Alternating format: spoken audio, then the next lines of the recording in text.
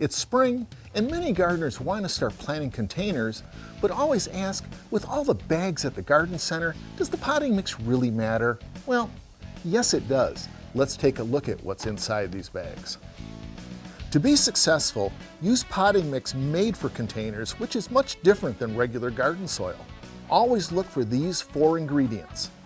Sphagnum peat adds bulk, holds a great deal of water, and slowly decomposes. Coconut coir is a good substitute for sphagnum peat and is a renewable resource made from coconut husk. Perlite are the snowy white granular particles that provide aeration and improve water drainage. Vermiculite, like perlite, adds aeration and drainage. No matter what the mix is called, as long as it has these ingredients, your container plants will love you. Happy gardening.